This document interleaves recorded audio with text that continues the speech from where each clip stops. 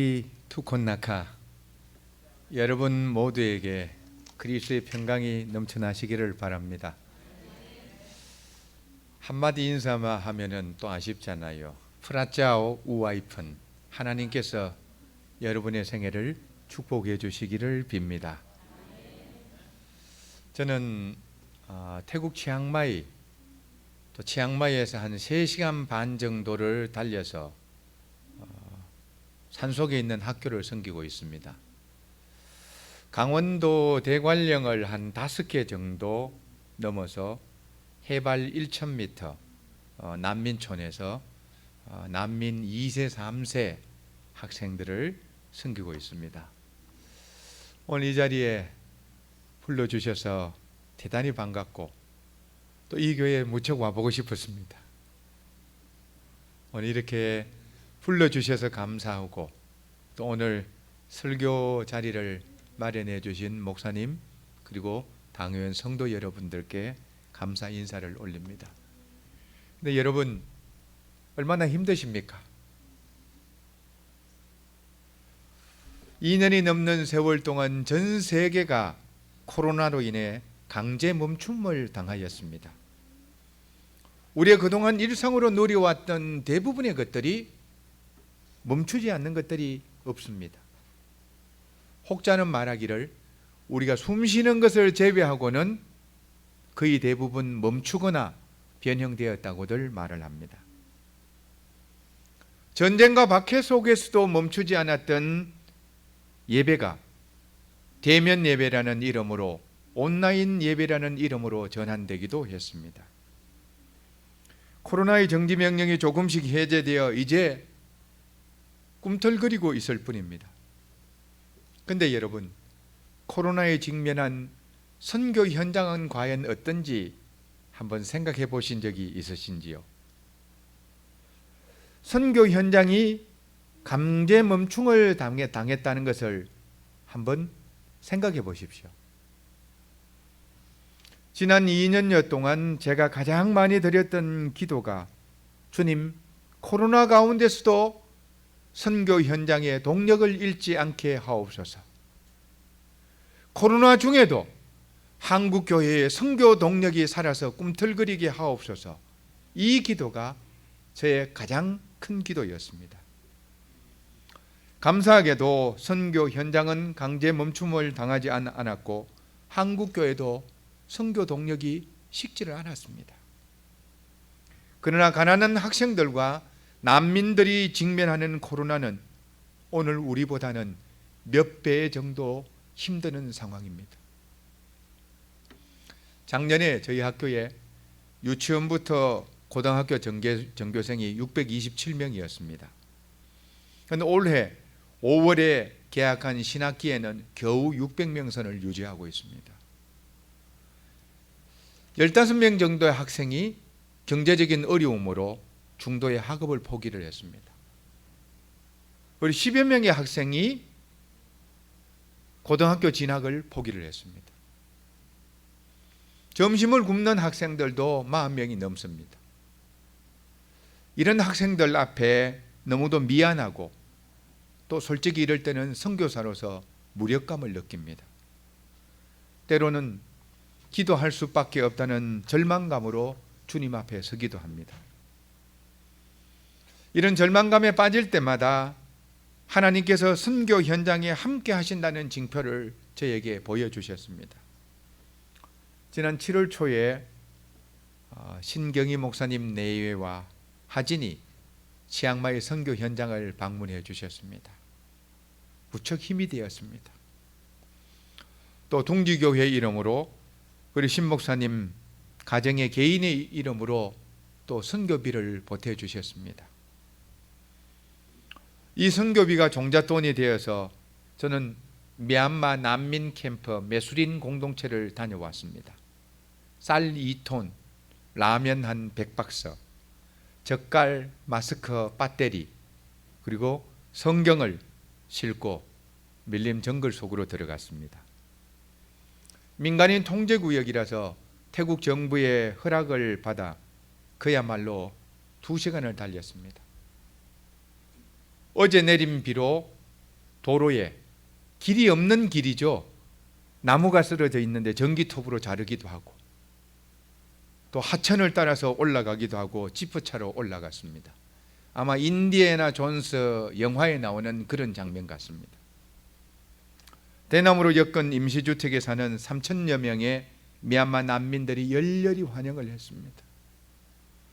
아이들과 청년들의 해맑은 미소와 찬양은 지금도 또렷하게 기억이 납니다.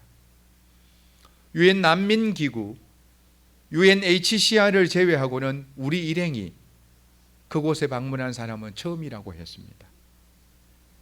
그리고 제가 그곳에서 메수린 캠프에서 드린 예배는 생애의 최고의 예배였습니다. 미얀마 난민 캠프를 방문하기 전에 주변의 지인들이 만류하고 가지 말라고 했습니다.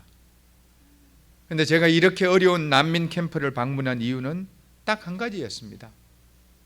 어려울 때 함께하는 사람이 친구라는 겁니다. 좋을 때 함께하는 사람이 아니라 진정으로 어려울 때에 이 어려움을 함께 짊어질 수 있는 사람이 친구요 선교라고 생각을 했습니다. 그리고 어려울 때 선교해야 그것이 열매가 된다고 생각을 했습니다. 제가 어렵다고 위험하다고 선교지에 들어가지 않았다면 난민들을 도울 수가 없었을 것입니다. 하루아침에 삶의 터전을 잃어버리고 생명의 위협과 굶주림의 공포와 질병의 두려움 앞에 떨고 있는 미얀마 난민들을 돌보지 못했을 것입니다. 2박 3일 방문을 마치고 돌아올 때에 어려울 때 우리와 함께 해주셔서 감사합니다 하고 했을 때에 저의 모든 수고가 다 잊어졌습니다. 지금 한국교회도 어려움을 겪고 있습니다. 대면 예배는 회복되었지만 예배 인원도 많이 줄었습니다. 성도들의 생활도 너무 팍팍해졌습니다. 물가도 올라갔습니다. 헌금도 줄었습니다. 그런데 일부 교회는 어렵다고 내일을 예측할 수 없다고 선교비 중단하고 돈을 세이브하려고 합니다. 그런데 분명한 것은 어려울 때 더 열심히 선교해야 합니다. 어려울 때 도와주고 어려울 때 함께하는 친구가 진정한 친구입니다. 둥지교회는 어려울 때 더 열심히 선교하는 교회 될 수 있기를 주님의 이름으로 축원합니다. 광장이라는 소설로 유명한 최인윤이라는 소설가가 연극 대본을 하나 썼습니다. 옛날 옛적에 허이허이라는 이 극본으로 연극 한 편을 만들었습니다. 평안도 민담으로 내려오는 이야기를 각색했지요. 조선조 말년 나라는 망조가 들었습니다. 서구 열강들은 우리나라를 집어삼키기 위해 혈안이 되어 있었고 탕관 오리들은 이때다 싶어서 백성의 고혈을 빨아먹고 있었습니다. 더 이상 소망을 발견할 수 없는 백성들은 만주로 이주하고 아예 더러운 세상 보기 싫다 하면서 산속으로 들어가 화전을 일구고 옹기를 구워서 살곤 했습니다. 이때 화전민 마을에 마을더듬이 한 노총각이 비슷한 처지에 아내를 얻었습니다. 얼마 있지 않아 이들 부부 사이에 태기가 있어 아들이 한 명 태어났습니다. 그런데 출산의 기쁨도 잠시였습니다. 태어난 아들은 부모와 달리 기골이 장대했고 목소리가 우렁찼습니다. 특이한 점은 겨드랑이에 날개가 달려 있었습니다. 소위 신동 장수가 태어난 것이지요. 이 당시 사람들은 어지러운 세상을 바로잡아줄 신동을 기다리고 있었습니다. 두 날개로 날아다니며 가난한 사람을 도와주고 탐관 오리를 물리치고 정의와 평화를 만드는 그런 인물을 기다리고 있었습니다. 그런데 이 말더듬이 부부 사이에 태어난 아들이 바로 기다리고 기다렸던 바로 그 신동이었습니다. 얼마나 좋았을까요? 기대하고 기대하던 일이 일어났는데 얼마나 좋았을까요? 근데 그 기쁨은 어느 순간에 사라지고 맙니다. 이 부부는 갓 태어난 자기 아들이 신동이라는 것이 몹시 걱정스러웠습니다. 화전민 마을의 사람들도 신동이 나타나기를 기다렸습니다. 그러나 신동을 보자 마음이 달라졌습니다. 우리 마을은 안 돼. 관군들이 우리를 가장 먼저 붙잡아 갈 거야. 이들 부부 역시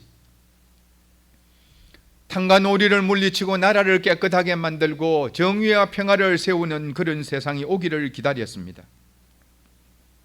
그러나 새 세상을 만들기 위해서 아들이 겪어야 할 어려움이 눈앞에 그려졌습니다. 또한 새 세상이 오기 전에 관리들에게 붙잡혀 능지처참당할 자신의 운명들이 그려지기 시작했습니다. 이 부부는 미래의 새 세상을 꿈꾸는 것보다 현실에 당할 고통이 더 두려웠습니다. 그래서 잠자는 신동을 맷돌로 눌러서 숨을 끊었습니다.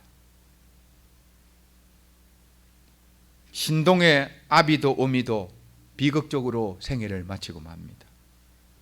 더 이상 새 세상도 오지 않았고 희망도 끝나는 장면으로 이 연극은 막을 내립니다. 그런데 여러분, 오늘 선교 보고하는 자리에, 오늘 주일 아침 강단에 제가 왜 이런 슬픈 이야기로 말씀을 시작하는 것일까요? 150년 전에 우리나라 화전민 마을에서 일어났던 일이 지금 제가 선교하고 있는 현장에 그대로 재현되고 있다는 이야기입니다. 어제의 화전민 마을이 우리 조선조 만렵이었다면 오늘의 화전민 마을이 제가 섬기고 있는 사밋학교 주변에서 일어나고 있습니다. 해발 1,000m 산골짜기도 비슷하고 화전을 일구어서 먹고 사는 생활도 비슷합니다. 옛날 마약 재배로 유명했던 화전민 마을에 미얀마에서 넘어온 카렌족들이 살고 있습니다. 태국의 카렌족들이 약 100만 명 정도 됩니다. 50만 명 정도는 1950년 이후 2차 세계대전이 끝나고 미얀마의 정치적 종교적 박해를 피해서 넘어온 난민들입니다.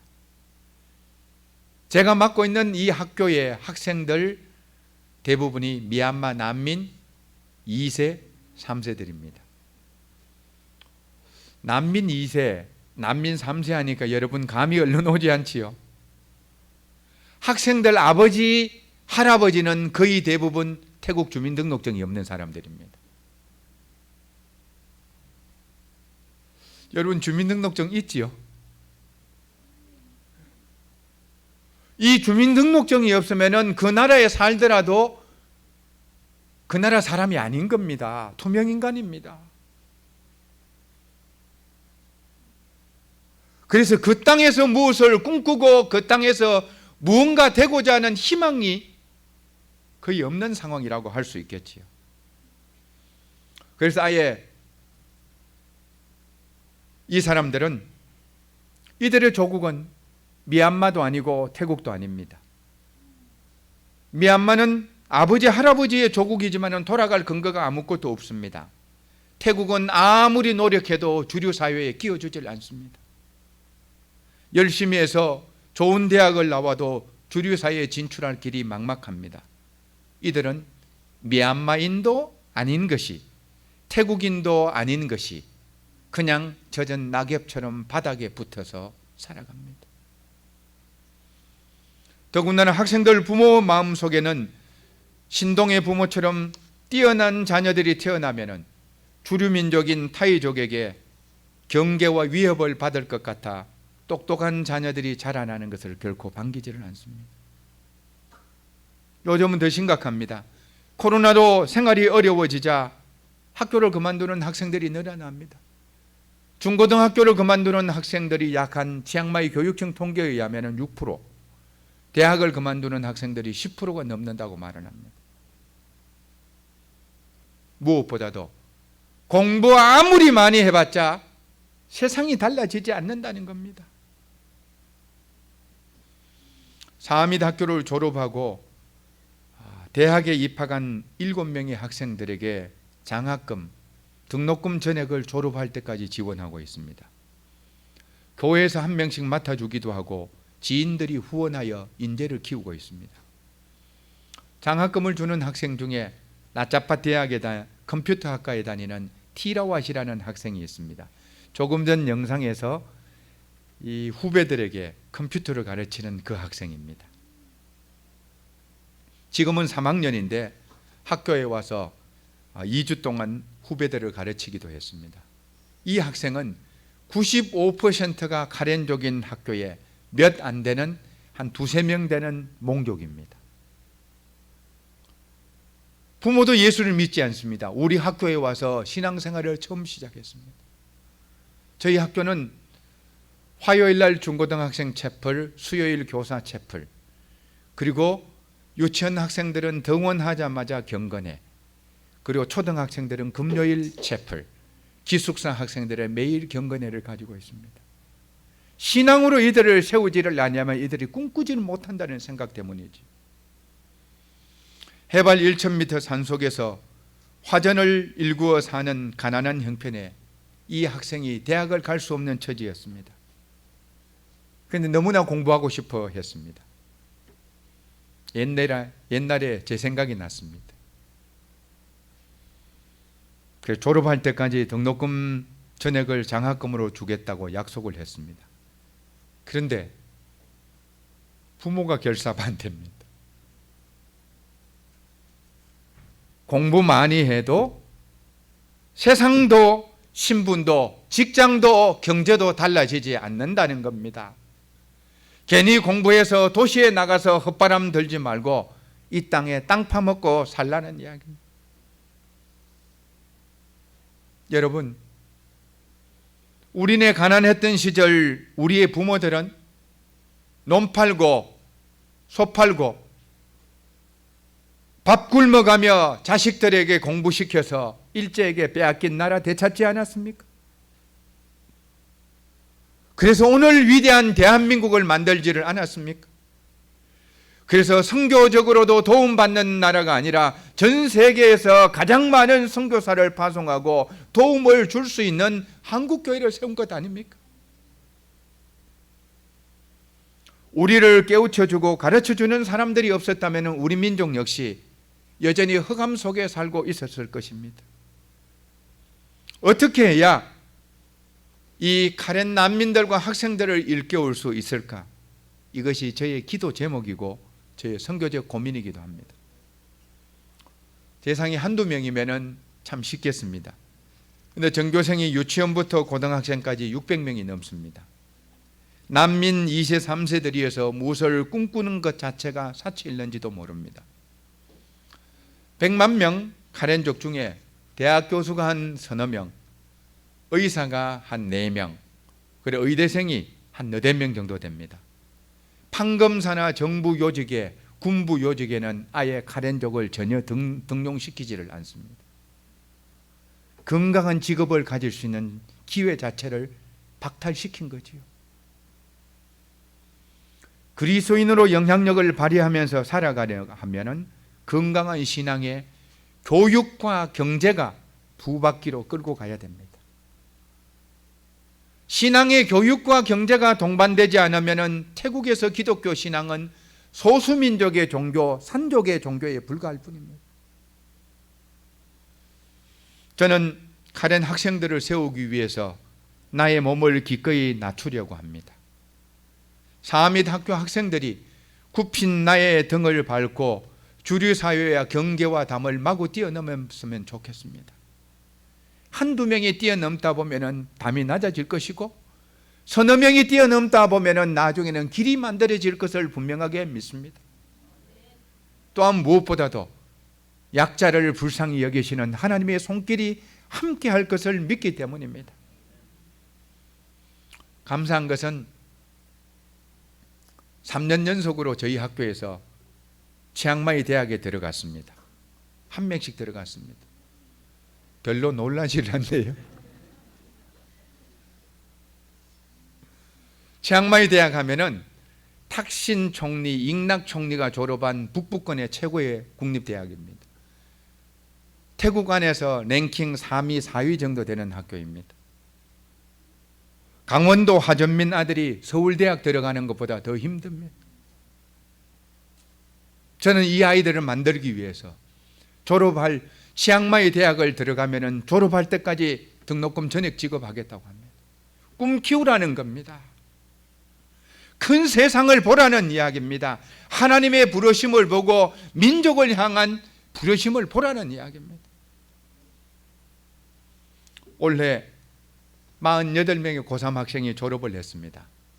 22명의 학생이 대학에 갔습니다.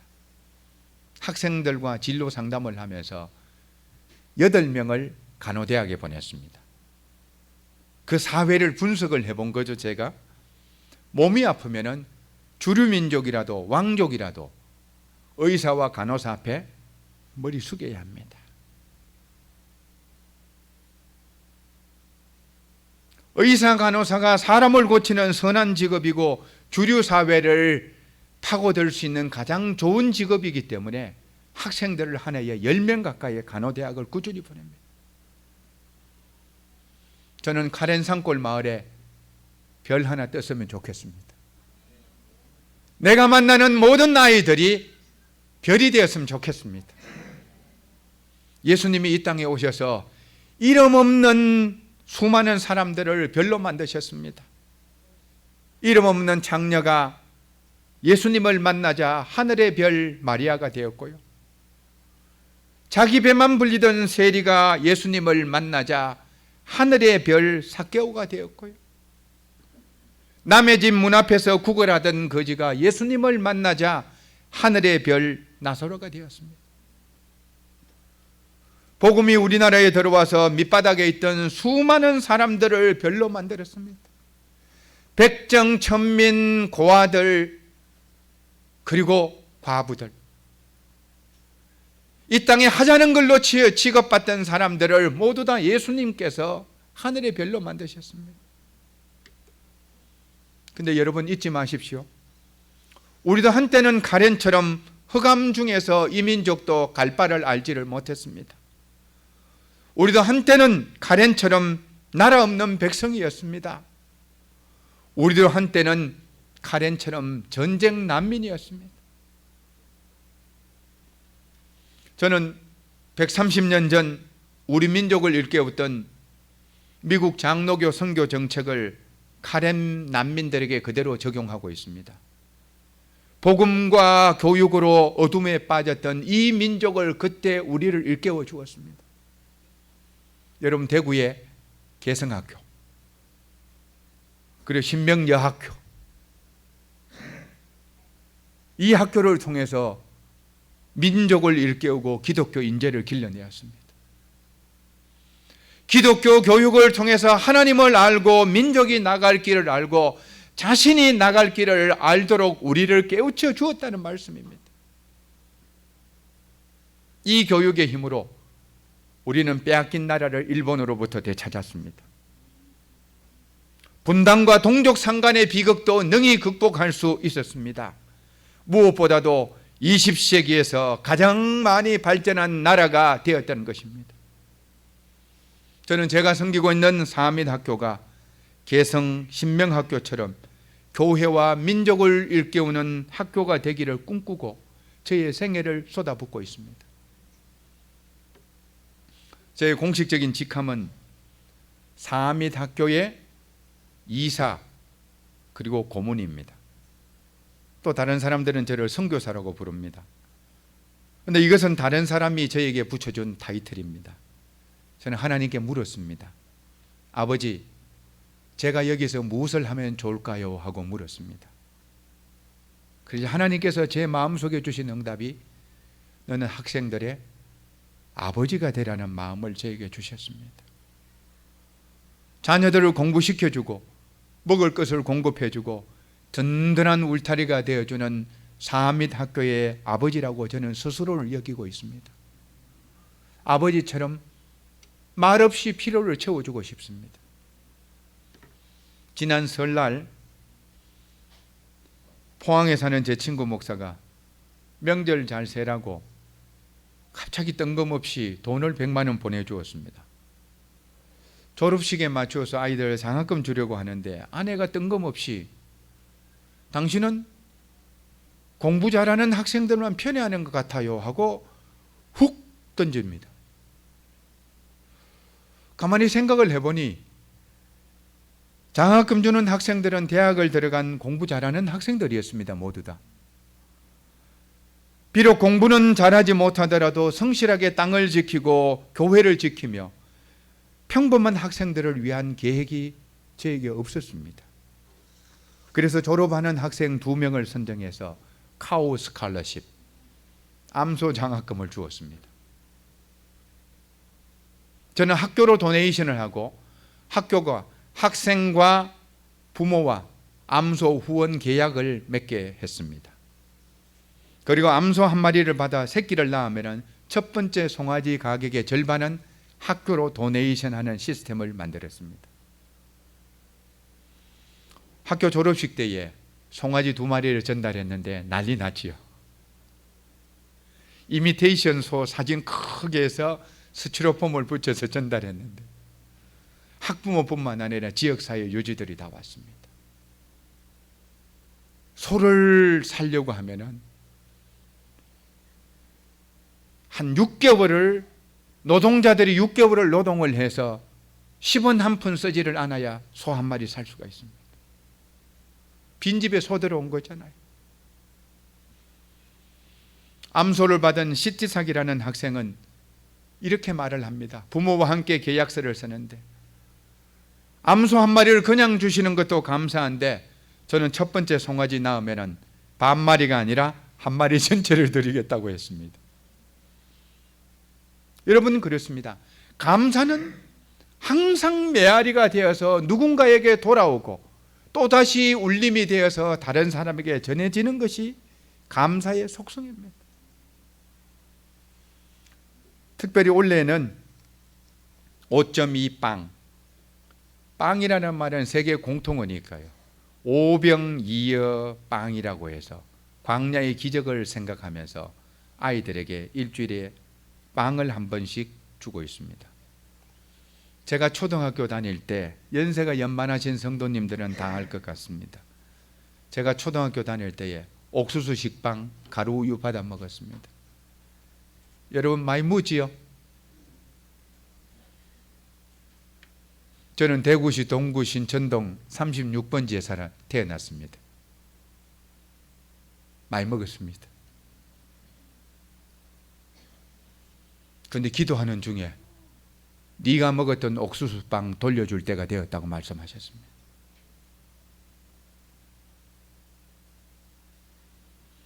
그래서 배고픈 아이들에게 일주일에 빵 한 번 주자고 생각을 하면서 기도하는 중에 한 권사님이 대학 교수로 정년 퇴임을 하시면서 저에게 알아서 쓰시라고 하면서 1,000만 원을 선교 헌금을 보내주셨습니다. 그래서 제가 그 돈으로 대형 오븐을 샀습니다. 공장형 대형 오븐을 샀습니다. 믹서기를 사고 5.2 빵 제빵실을 만들었습니다. 광야의 기적 오병이어가 떠올라 이름도 5.2 빵 한국 간판을 만들어 갔습니다. 그리고 달걀과 버터가 듬뿍 들어간 영양빵 카스테라를 일주일에 600개 넘어 만들고 있습니다. 학생 1인당 3,000원이면 매주 학생들에게 이 영양 많은 빵을 공급할 수 있다는 마음으로 시작했는데 갑자기 우크라이나 전쟁이 터지면서 밀가루 가격이 막 올라가고요. 버터 가격이 올라가고 하면서 때로는 재료비가 모자라 전전긍긍하기도 합니다. 어떨 때는 내가 먹는 것도 아닌데 이 고생해야 되는가 하는 이런 생각을 할 때도 있습니다. 이럴 때 저는 자식을 위해 자존심 뭉개고 고개 숙이는 아버지 모습이 떠오릅니다. 마른 논에 물 들어가는 것과 자식 입에 양식 들어가는, 먹을 것 들어가는 것이 세상에서 가장 아름답다고 말씀했는데, 배고픈 아이들이 빵을 먹는 모습은 아름다움을 넘어서 천국 그 자체입니다. 1인당 월 3,000원 재료비가 모자라 애 태울 때마다 배고픈 아이들의 모습이 제 눈에 어른거리기도 합니다. 빵을 굽는 화요일, 수요일이면 5.2 제빵실 앞에서 빵 굽는 냄새를 맡으며 서성이는 아이들, 카스테라를 먹으며 엄지손가락을 지켜 세우며 아짠 코큰마캅 아르이 아르이 이렇게 외치는 아이들이 자식처럼 느껴집니다. 학교 운동장에 빵 냄새가 가득하게 깔리면 아이들의 마음은 이미 먹지 않아도 그 마음은 이미 천국입니다. 빵 냄새를 맡으며 기다리는 아이들 얼굴은 지금 나 천국을 기다리고 있습니다 하고 말을 하는 것 같습니다. 이때 행복한 아이들을 바라보고 있을 때 주님께서 저에게 이렇게 말씀을 하셨습니다. 오늘 본문 말씀입니다. 40절 말씀 제가 봉독을 하겠습니다. 임금이 대답하여 이르시되 내가 진실로 너희에게 이르노니 너희가 여기 내 형제 중에 지극히 작은 자 하나에게 한 것이 곧 내게 한 것이니라 하시고. 아멘. 여러분 누구에게 한 거라고요?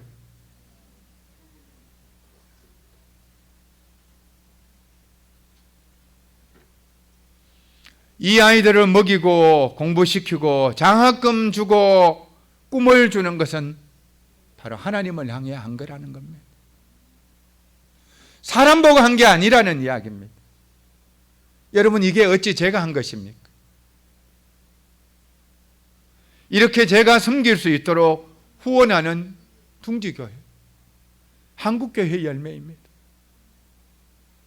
더군다나 둥지교회는 헌금을 받을 때마다 이 교회는 다른 교회 선교 헌금보다도 저는 10배라고 생각을 합니다. 이 선한 일에 이 둥지교회가 동참하고 있습니다. 받던 교회에서 이제는 또 다른 약자를 향해서 작은 자를 향해서 사랑을 실천하는 교회가 둥지교회임을 여러분 잊지 마십시오. 그리고 지극히 작은 자 하나에게 한 것이 우리 주님께 한 것이라고 말씀을 합니다.